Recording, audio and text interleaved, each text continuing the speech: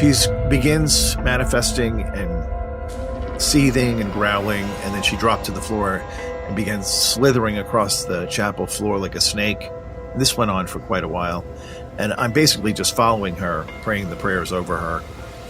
I've got my stole on, and at one point she turned her head up and her eyes kind of went into the snake eye with the yellow tint, and it did give me a sudden moment of adrenaline, panic, because it was so fast, and you could see this is not her, clearly, even though this slithering on the floor wasn't her either, but that seemed to be more controlled. And she then flew off the floor. It wasn't like she picked herself up and pushed, got on her knees. It just, she flying off the floor, lunged at my neck and took the stole and started strangling me with my stole.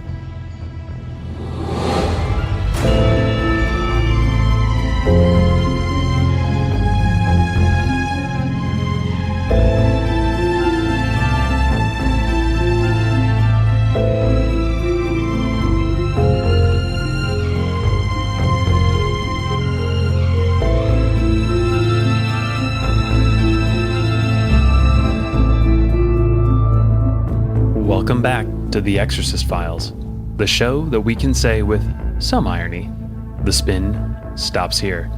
I'm your co-host Ryan Bethay, and today we bring you the second installment in our bonus mini-season. What's the only thing more interesting than one exorcist sharing their stories of deliverance? Two exorcists sharing their stories. And that's what we have for you today. Two highly respected priests sharing their own first-hand accounts of their battles against the ancient serpent. While there are no dramatic recreations in this episode, some of the stories might be a bit too intense for young listeners. So as always, listener discretion is advised. We know that the subject matter of this show naturally raises questions.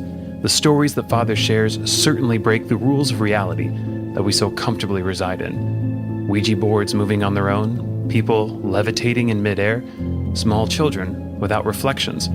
It's all very strange, but our regular listeners will notice some eerie similarities in these two priests' accounts. Both were interviewed independent of each other, and yet their stories share some haunting overlaps. Now, before we get started, I want to give you a reminder.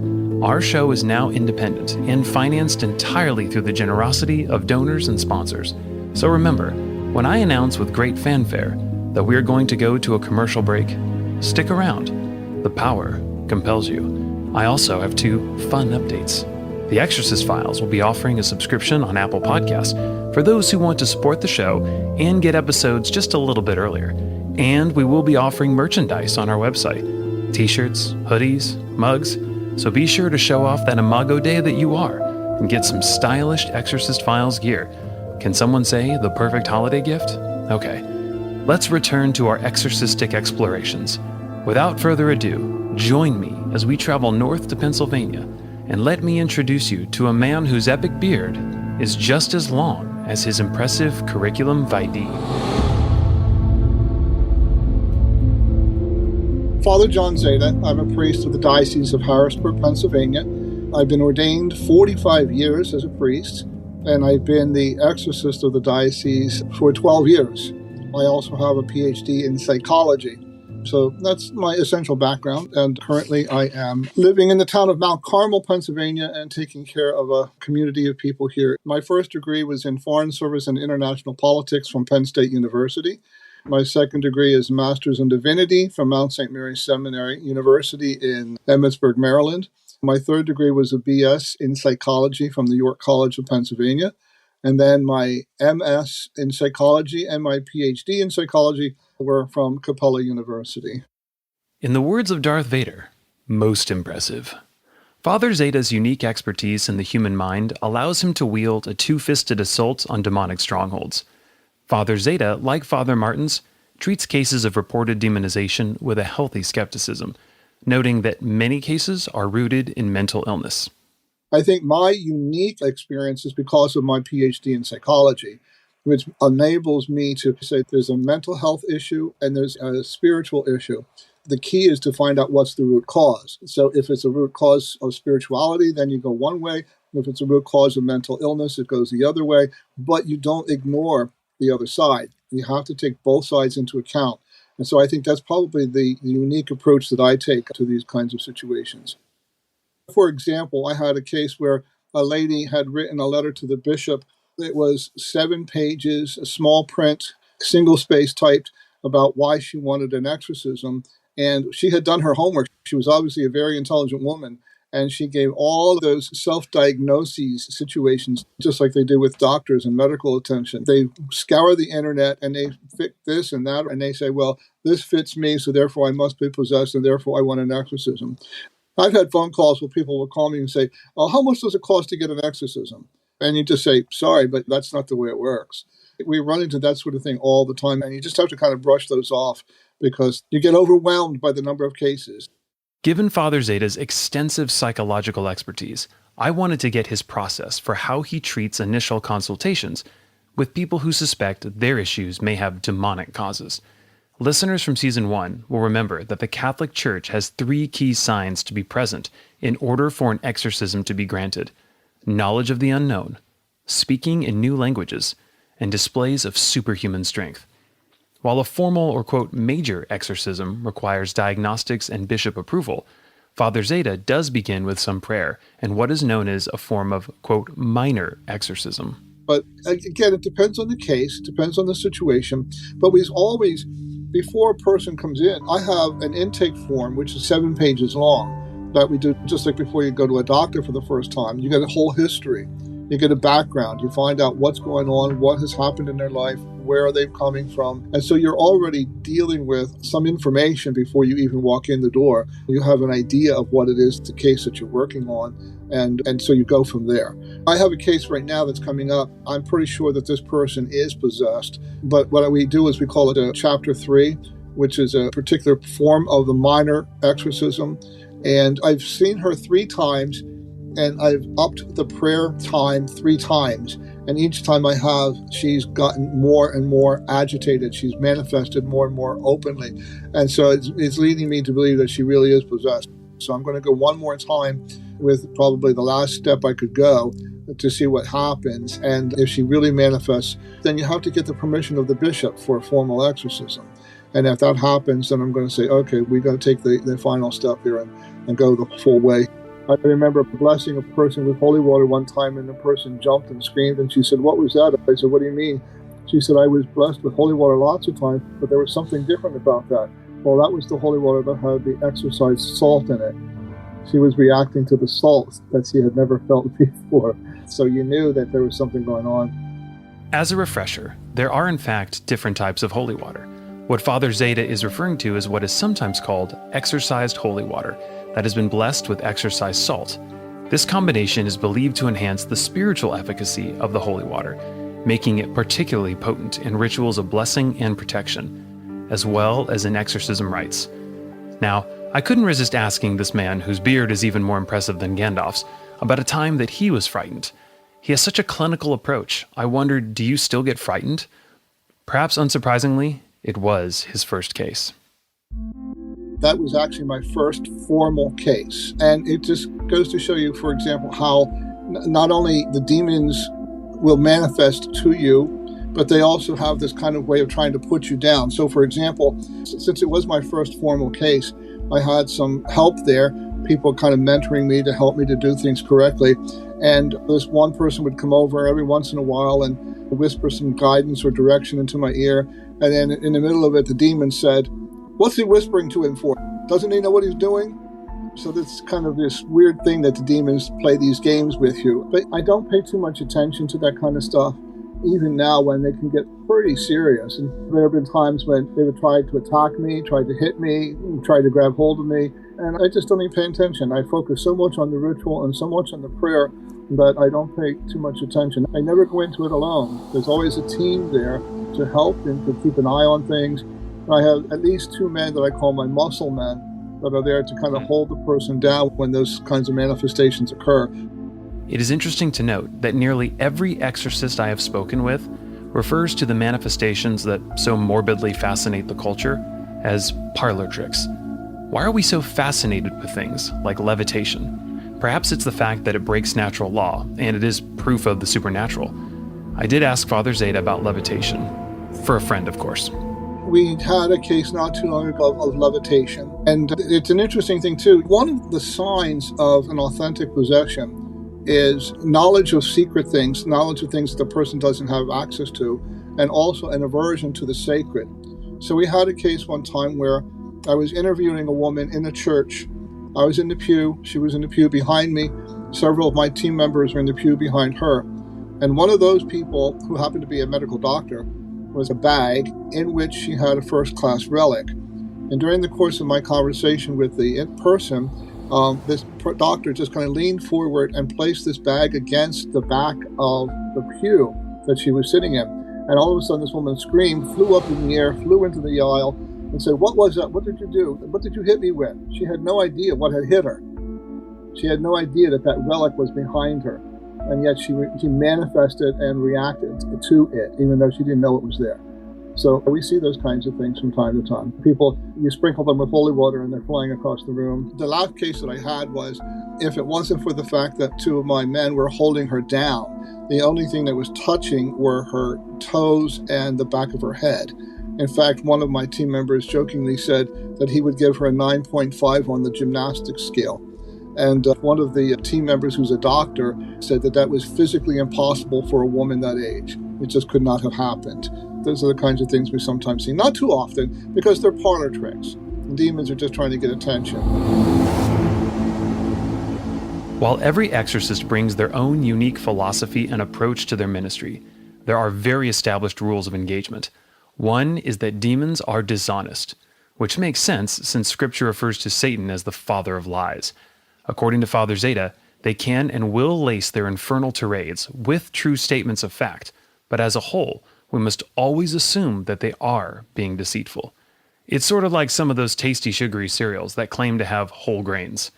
Now, just as Father Martins taught us throughout Season 1, Father Szada is constantly trying to get at the root cause, to ascertain the doorway that was opened which led to the victim's demonization. You just can never second guess the motivations of demons. It's just not possible. What they're doing and why they're doing it, there's just no way to know. That's why the exorcist has to be very, very careful, even in terms of the questions that he asks. We're very limited in what we can ask the demons. Curiosity is the killer. You have to be very, very careful to only ask the questions that are necessary to find out the information you need to know to help the victim. I think first and foremost, I like to stick with the ritual, because then it's not me that's acting, it's the church that's acting. The second thing is every case is unique, all right? But one of the essential elements is you have to find out what was the root cause. See, demons are legalists, and they only operate where somebody has given them an open door to do so. So you have to find out what caused it. What was the portal? What was the door that they opened that allowed the demons in there? And sometimes it can happen that the other way around, that something happened to them. They were cursed, or there was Freemasonry or other kinds of things in their background. So it's very, very important. So those are the only kinds of questions that you need to probe on. Now, last week we did a deep dive into relics, and our regular listeners will remember that Father Martins often employs relics in his exorcisms that go against a particular sin or a demon's stated nemesis in heaven. In episode 5 of Season 1, the character Father George received a relic from Father Martins, a piece of garment from St. Thomas Becket, the martyred saint, and when that cloth was placed on the forehead of the demoniac, all hell broke loose. I was curious if Father Szada employs a similar intercession of the saints during his ministry. I think, first of all, yes, their purpose and their name, those are actually, in the ritual itself, it actually tells you to ask those questions. I always begin, for example, an exorcism with the Litany of the Saints, and my team watches to see if there's any reaction by a given saint being named. So that gives you an idea of the sin or the opening that the person gave to the demons, because you can see the corresponding saint into whatever it was that opened the doorway for them. I don't make a big issue out of that. I think that's more an emphasis that Father Martins uses, but we do it to a certain extent. Now, in the following segment, Father Szada makes reference to the famous Caves of St. Michael the Archangel, a sacred site where the Archangel is believed to have appeared. The story of the caves is actually quite interesting, and I wanted to give our listeners some context since I myself was completely unfamiliar with the history. Journey with me back to the year 490 in the rugged land of Gargano, Italy, where a nobleman was out on a bull hunt. As he was finishing the hunt, he came upon the bull in a mysterious cave. He took aim with his bow and fired his arrow, but, to his amazement, the arrow stopped in midair and boomeranged back to strike the hunter. Naturally, he was quite rattled by this bizarre altercation, so he sought out spiritual advice from the local bishop. The bishop, unsure what to make of this strange account, ordered 3 days of fasting and prayer to help discern what to do. On the third day, St. Michael the Archangel appeared to the bishop and told him that the cave had been chosen to be consecrated as a sacred place, but the cave remained unconsecrated and no church was built. 2 years later, the bishop and the region faced attack by a pagan army and found themselves in dire straits. The bishop began to negotiate a truce with the invaders when St. Michael appeared again and told him that if the people would rise up and attack the enemy army, they would receive divine assistance. And fight they did. During the ensuing battle, an epic sandstorm erupted that sent the invading pagans fleeing in terror. A year later, the bishop returned to the cave to consecrate it. St. Michael appeared a third time, saying the cave had already been consecrated by his presence. Entering the cave, the bishop discovered an altar covered with a red cloth and a crystal cross. He then had a church built at the front of the cave and dedicated to St. Michael. You can visit the church today, which in 2011 was declared a UNESCO World Heritage Site.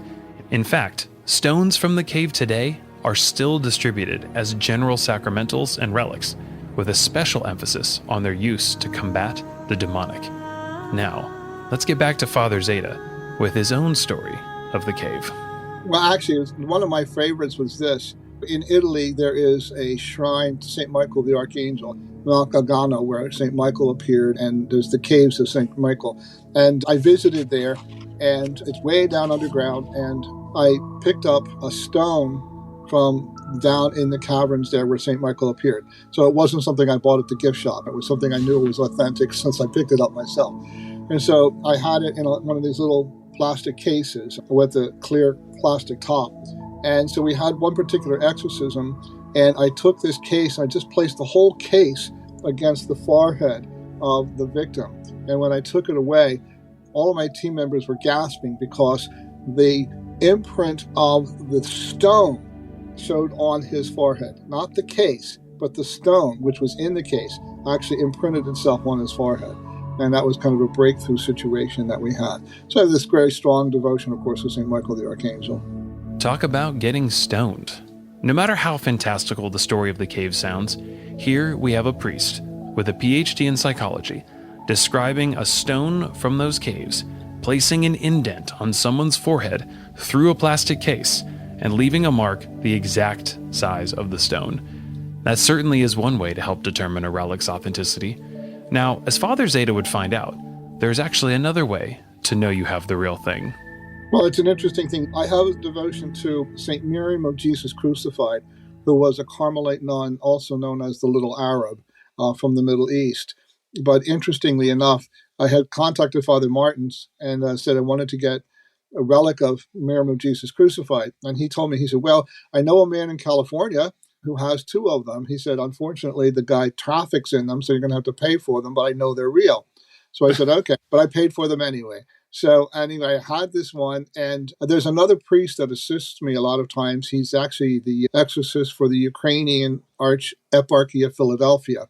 So we were in the back of the church one day before an exorcism. We were praying the prayers of protection, and Father was holding this little reliquary with this relic of this saint in it. And in the middle of the prayer, the reliquary exploded, and he was beside himself. He was convinced that meant it was fake. So we put it back together again. I called Father Carlos, and I said, Father Carlos, this is what happened. The Monsignor's afraid that means that they're fake, that they're not real. And Father Carlos says, oh, no. He said, it's exactly the opposite.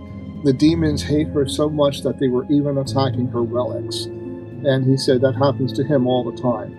Well, make sure you have a reliable source of relics. That seems to be the take-home message. Now, we're going to move on to an equally important subject, our partners and sponsors. Yes, you are about to hear a message from a company we love. Do not touch that button. Remove your finger from the fast forward. The power compels you. We'll be right back.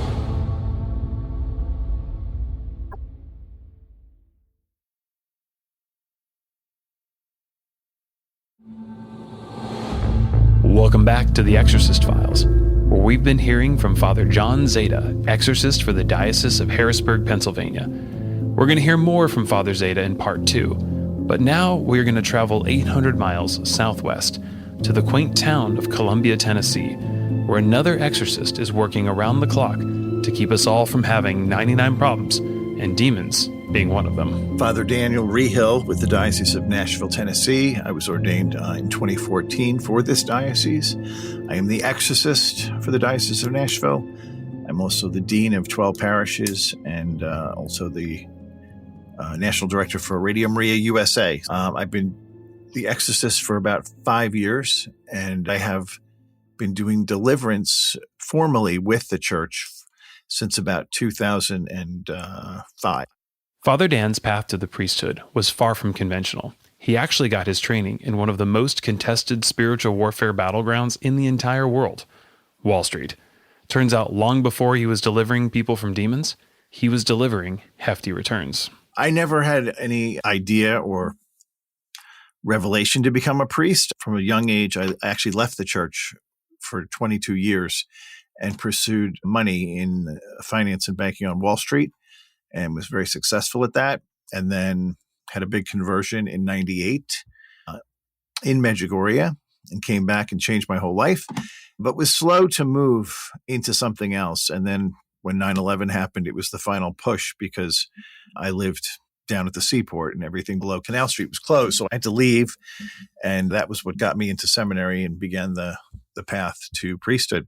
Now, anytime you meet a new exorcist, it seems the requisite icebreaker is to ask about something crazy they've seen. I did ask Father Dan about some of the phenomena he has witnessed in the room, and it turns out, like Father Szada, one of his first cases was particularly frightening. I guess it's true what they say. You never forget your first exorcism. One of the first cases I had to go to sort of like a halfway house. I got a phone call that there was somebody disrupting the community, and they had him segregated in a private, looked like a little living room, and he's sitting on the couch, and he was kind of slouched over, and he was telling me his story. And then I said, well, let's just pray a few little prayers to see what happens. And this was in no means going to be like the deliverance or the exorcism. And I started praying, and he levitated up off the couch in the air, not connected to the couch in any way anymore.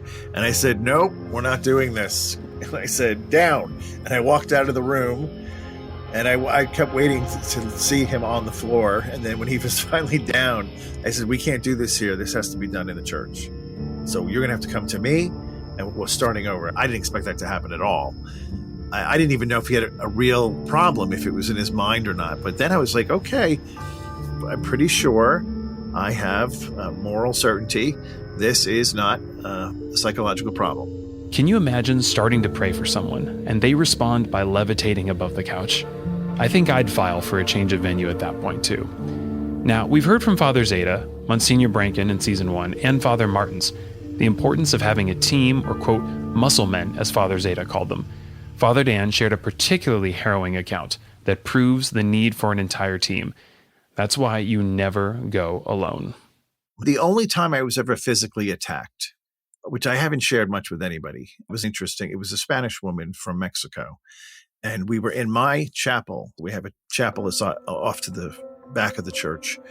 And I'm praying the prayers over her. And I have another gentleman with me who both is a sort of a bodyguard, but also he speaks Spanish well, so he was translating. And she begins manifesting and seething and growling, and then she dropped to the floor and began slithering across the chapel floor like a snake.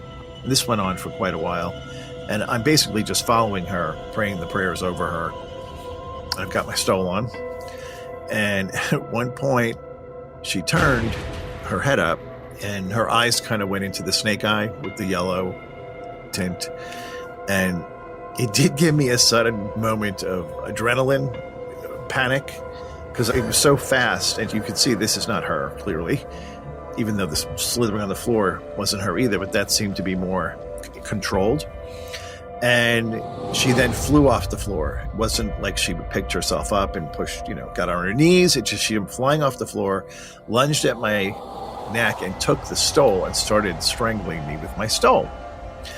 And she wasn't particularly big, maybe 5'3", 5'4", maybe 130 pounds.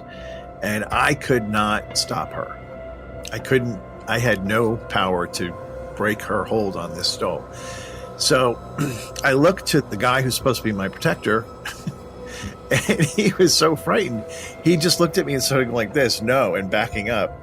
And I'm like, really? This is how we're going to leave me? Okay. And I just mumbled, in Jesus' name, stop. And she fell on the floor. And she pretty much laid there for about a minute without moving at all. And then I went back to the prayers and we continued. She didn't move around after that. And it took another maybe 20 minutes. And then she was liberated and it was over. But that was the only time I've had somebody go after me personally. Now, this raised a serious question for me. With a simple phrase, in the name of Jesus, the woman stopped and fell to the floor. Clearly, demons have to obey the commands, and yet they don't always. At least, on the surface, seem to. This has perplexed me throughout the entire production and research for the show. How are they resisting? According to Christian teaching, demons are under Christ's authority, and they must obey. And yet, unlike the gospel accounts, where the demons seem to flee instantly, many of the cases of our exorcists show that it can take multiple commands, multiple sessions to get a demon to leave.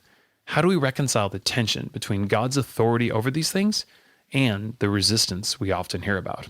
Yeah, I agree with that wholeheartedly because we don't understand the full operation, what happens behind the veil. But we do firmly believe that with every exorcism, with every deliverance prayer, a toll is taken on the demon, whether he's revealing it to us or not. And at the completion of every deliverance session, we know that person is a step closer to being liberated. Whether it looks like it or not, they're closer. And we always have to tell them that because sometimes they look at you like, well, what happened? Why didn't it go? And so before we even begin, I always tell them, do not expect this to happen today. You know, this could be a process of several times. So with sacramentals, and deliverance and exorcism is a sacramental, that relies on the virtue of both the priest and the victim, the one giving and the one receiving the whole thing. And it doesn't operate under its own action like a sacrament. If the victim is giving me 0, it's all on me. If she's really not trying to fight the demon, it's all going to be the power of the exorcist. And sometimes that's what happens, that they just get so worn down that they're not even engaged. They're kind of just there. When I can get a person to the point where I'm like, I tell it to leave, and they actually they're assisting in their own exorcism with their own commands, it seems to go much better because then there's a very clear delineation that her will is you should go. And because she's a child of God and has her own right to her body and her own person, it makes it much easier for me when they're also participating. It's like active participation at Mass. I would say it's not in any way equivalent, but it's the same premise. Like it goes much better when the person's actively engaging in trying to get the thing to leave as well.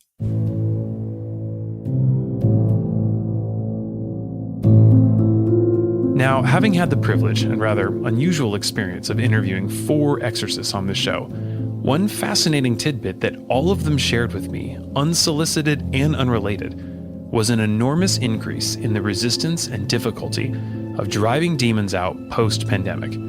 Apparently, something during the pandemic altered some of the spiritual dynamics at play. Something I found odd, and I've talked to many exorcists about this, was before COVID, they seemed to be much more obedient in leaving when you commanded them. I used to have a lot more one and dones before COVID. Once COVID hit, it was everything multiplied out. It would take 5, 6, 7 sessions.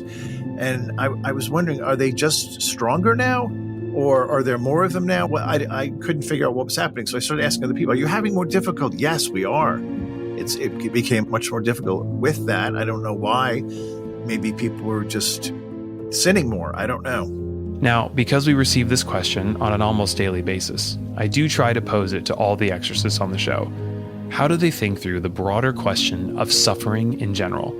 How can we know if something is a demonic attack on our lives, or if it is simply the result of the broken world in which we live in? I can't help but think about the book of Job, part of the wisdom literature of Scripture that tells the tale of a righteous man who had his family, wealth, and health stripped from him in a sort of cosmic bet between Satan and God to see if he would deny God when all the good things in his life were removed.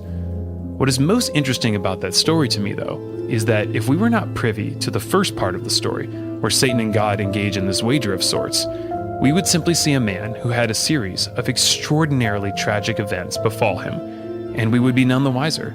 And yet, Satan was the author and instigator of these attacks. I asked Father Dan to share any thoughts he had on helping us discern the difference between organic tragedy and that which has its root causes in the demonic. That's a great question.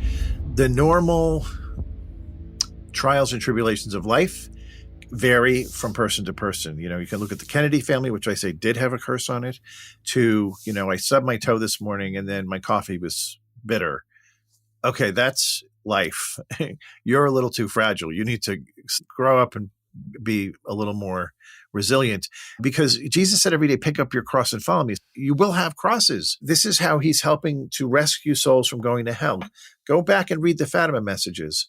Those children were doing penance every day because they saw hell, and they realized that it was only through our prayers and our penances that would bring the grace from heaven to the person that is hell-bent on going to hell.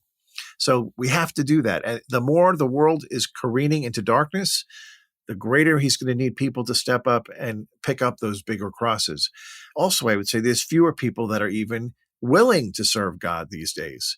So the burden will be poured out even heavier on those who are saying, pick me, I'll help you.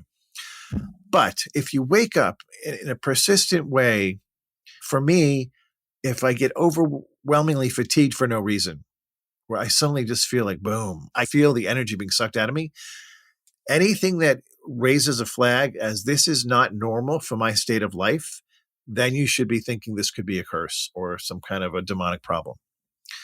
But otherwise, it could just be your normal living. Now, we've talked about curses at length in this show, so I did ask Father Dan about his own experience breaking curses. Yes, many times. The Masonic curses that come from joining those lodges, particularly at the upper levels, I think to myself, how could these men make these oaths where if I in any way now go against the lodge or leave the lodge, that you would have an authority to curse my children and grandchildren with intestinal problems, let my intestines be poured out into the field and the birds of the earth come and eat them. Who does pledges like that? But when people come and say, I've been to the doctor over and over and over, nothing is wrong with me, they say, and I go, do you have Masons in your history? And they go, actually, my grandfather was a Mason. Let's try these prayers to break Masonic curses. And then suddenly the illness leaves. I've seen it many times. Remember Tammy Comer's story from our final case file? She suffered from a debilitating illness for nearly 2 decades until a curse was specifically broken in a deliverance session. It's a remarkable story, and we encourage everyone to go listen to that testimony in A Taste of Honey, Part 3. Today, she is healed and healthy. Okay, we've talked a lot about demons and darkness, and like always, I want to make sure that we close out on an upbeat note, since this show is all about people being set free. Turns out, Father Dan has seen some really cool healings. Prayers, yes. Deliverance, no. I have prayed with people and anointed them with the anointing of the sick, and had somebody who had an incurable illness suddenly was cured. And also when I was in Boston with this priest, Father Tom DiLorenzo, who has a unique ability to bring forth God's healing in people, like a 50-year-old woman who was born blind, when she came up to be prayed with and he prayed with her eyes were open and she suddenly got vision for the first time in her life at 50. And about half the church was full because it was after a mass and people saw it. And the next day we came back at mass and it was kind of the same crowd. And he goes, wow, nobody's impressed that a blind woman suddenly sees. And it's okay. Finishing up, I asked Father Dan for his wisdom on how to keep evil out of our lives. What should we be concerned about? If you're living an authentic Christian life, authentic Catholic life, you're engaging in the sacraments, you're doing your best to grow in virtue, to let the grace of God permeate your heart and soul and change you, you have nothing to be afraid of. The demons will be afraid of you, right? And they say, well, what about Padre Pio? They used to beat him up. Yeah, because they couldn't touch his soul, so he took physical beatings. And guess what? He didn't care. I mean, occasionally he cared, but he knew that was his cross to unite to Christ to save souls. And so he freely accepted it. And when they get to that point, going straight to heaven. So I tell most people, don't worry about it. You're not close. So a blind woman is healed, and the next day, attendance is the same. Gives you an idea of how God must feel, right? We do live in strange times. Well, that's all the time we have for part 1. But do not give in to a spirit of fear, because next week you will get part 2, and we will hear some more from Father Szada and Father Dan. For those missing the dramatizations, keep praying. We are working on a little project to see if we can bring you one of our signature stories in 3D sound very soon. Here's a little sneak peek of part 2. Many of the spirits are named for the actions that they commit against the people. And one such is incubus and succubus, which is sort of a sexual demon that goes after its prey in sexual ways. And I never encountered it personally, although I studied it, in demonology, exorcism school in Rome. But one day I had a call from an elderly woman, actually. She was in her 70s. And she said, I need help. And she gave me a little detail, and I said, okay, why don't you come in and tell me what happened? And she came in and she described the story of how she woke up one evening. She was a widow, and her deceased husband was standing in the bedroom, and he said, can I join you in bed? Thank you for listening to The Exorcist Files. To keep in touch with us and get some of our anointed merchandise, you can visit our website at exorcistfiles.tv. You can, of course, always email us absurd and overly specific criticisms at exorcistfiles@gmail.com. All cases in The Exorcist Files are recounted by Father Carlos Martins from his own personal archives. While this episode did not have any 3D drama, it still takes a lot of work and research. The series is hosted by Father Martins and myself, Ryan Bethea. Today, we want to give a very big thank you to Father John Szada and Father Dan Reehil for contributing to the show. We thank them not only for their stories, but for their tireless efforts in helping set people free. While they are amazing, we hope you never have to meet them or need them. It takes a legion of people to make the show possible, so thank you to our sound designer, editor, and mixer, Dan Blessinger, script doctoring by Christoph Ayers and Ryan Bethea, and music and scoring by Jim Cavell. Executive producers are Father Carlos Martins and Ryan Bethea. All dad jokes are written by Ryan Bethea and proudly independent of AI.